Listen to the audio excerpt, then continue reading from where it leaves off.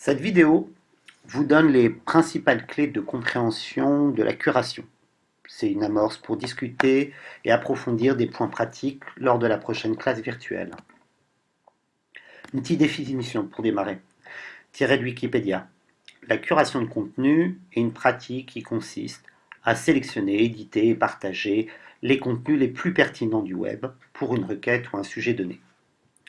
La curation est également une manière rapide et peu coûteuse d'alimenter un site sans produire soi-même de contenu. Le contenu ainsi mis en avant permet non seulement d'alimenter le site, mais également de permettre un meilleur référencement du site de curation par les moteurs de recherche. Avant de parler outils, vous devez définir une stratégie de curation. Pour qui, pourquoi, pour quels objectifs. Première étape, il est nécessaire de définir votre public cible et des sujets qui l'intéressent. En suivant l'actualité de votre secteur, vous allez rapidement repérer les sujets qui font mouche. En général, c'est des sujets qui vous intéressent. On pourra ajuster au fur et à mesure en fonction des feedbacks de votre communauté. Car l'un des bénéfices de la curation est de développer une communauté qui s'intéresse au même sujet que vous ou à des sujets proches. Dans un premier temps, il sera nécessaire de repérer où se trouvent les leaders d'opinion et les sources d'information grâce à votre veille. Les deux se croisent. Mais pour vous y démarquer des autres, il sera également nécessaire de développer un point de vue particulier, un angle, puisque la curation, c'est de l'éditorialisation de contenu, la vôtre devra être spécifique. La sélection des articles et les commentaires qui s'y ajoutent valorisent votre savoir-faire et votre expertise. Par voie de conséquence, votre communauté de lecteurs ou de suiveurs augmentera, ce qui renforcera la légitimité de votre expertise. Concrètement, comment s'organise la curation au quotidien? On parle de plus en plus d'infobésité. Trop d'infos tue l'info. Justement, le travail du curateur va consister à sélectionner des infos pertinentes en fonction d'un thème prédéterminé. Prenons comme exemple une entreprise dans le secteur du bâtiment. Il y a de la réglementation, des techniques de construction, etc.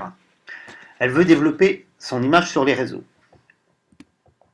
C'est ce que fait une entreprise Technitois, avec désormais sur son site Scoopit plus de 159 000 vues et la possibilité de présenter des témoignages clients, de relayer cette information sur les réseaux sociaux, c'est-à-dire Facebook et Twitter. Et grâce à cela, ça lui permet de valoriser son expertise, pousser des offres d'emploi, valoriser ses clients, tout en développant sa marque. En forte croissance, créée en 2002, Technitois annonce 200 embauches sur son site. Cette société est constituée d'un réseau de 45 agences pour 700 salariés. Comment fait-elle? À partir de sa veille, flux RSS, fil Twitter, actualités, réseaux sociaux, lettres d'information, etc. Le Community Manager sélectionne des articles, vidéos ou autres qui lui semblent intéressantes. Ça se fait à partir du navigateur. Un simple clic fait apparaître une fenêtre fille. Vous sélectionnez le canal de diffusion. Vous rajoutez vos commentaires. Vous pouvez diffuser sur vos réseaux sociaux favoris, là dans le cas présent LinkedIn et Twitter, et c'est fait. La diffusion se fait automatiquement. Vous pouvez également rajouter des mots-clés de catégorisation d'informations.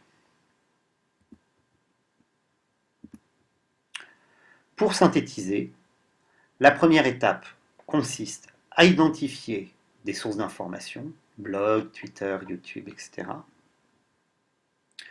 Puis à les classer dans un outil de curation type Scoopit, Pinterest, List, Piltris, Paperly et autres, et de diffuser vers votre site ou vers les réseaux sociaux.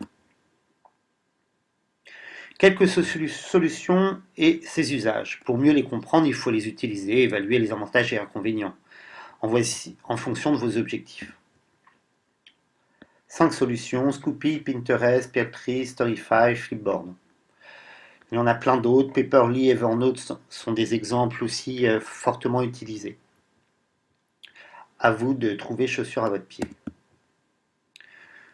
Personnellement, j'utilise Scoopit au quotidien, autant comme outil de veille que comme outil de diffusion.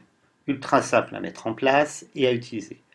Parfait pour une veille sur un domaine ou une thématique donnée. Gros avantage, le référencement de Scoopit sur Google est excellent. Pinterest. Pinterest est idéal pour une curation centrée sur les images et les visuels. Les secteurs prépondérants, mode, tourisme, design bien évidemment. Les épingles de Pinterest est vraiment une source d'inspiration. À savoir, les femmes plébiscitent ce service. Entre outils de bookmarking et de curation, Peertree a une place à part. Il organise sous forme de carte mentale les ressources utiles avec des perles. Vous y associez une communauté très active permettant une curation collaborative, détonnante. Prise en main un peu difficile au début, mais source d'informations hors pair. Avec Storyfy, c'est le retour du journalisme et de l'événementiel. Il permet de mélanger audio, vidéo, tweets et autres articles par simple glissé-déposé. Storyfy offre une véritable table de montage pour mettre en forme, à la volée, une véritable histoire. Flipboard est au départ un lecteur de flux pour tablette, mais avec un look magazine. Les dernières fonctionnalités en font désormais un outil de curation en créant des magazines personnalisés. De plus, vous pouvez inviter à partir de votre compte Flipboard d'autres utilisateurs à contribuer et à enrichir vos magazines. À suivre de très très près pour toutes les stratégies multi-device, puisque il vient de l'univers des tablettes et des téléphones portables. Pour terminer, un petit cas d'usage. Par exemple, pour donner de la visibilité à un événement, l'organisateur met en place, 6 mois auparavant, un Scoopit pour positionner les entreprises partenaires comme des experts du secteur. Il enrichit son Scoopit et il l'associe, le site de l'événement, à son compte Twitter et au blog de l'événement. Chaque article publié sur Scoopit génère automatiquement un tweet ou un fil RSS vers le blog. Pendant l'événement, les organisateurs mettent le paquet sur un Storyfy qui permet de réaliser en temps réel des comptes rendus avec les différentes conférences en agrégeant les commentaires, des tweets, les micro-vidéos et autres médias. L'ensemble, bien évidemment, est poussé vers Scoopit. Au bout du compte, c'est un écosystème d'information où la curation prend une place centrale. Maintenant, c'est à vous de jouer. Cette présentation est sous licence Creative Commons, c'est-à-dire paternité, pas d'utilisation commerciale, partage des conditions initiales à l'identique. Les photos sont également des photos sous licence Creative Commons. Je remercie du reste les créatifs de m'inspirer. Voilà, ça sera tout pour cette fois. Merci.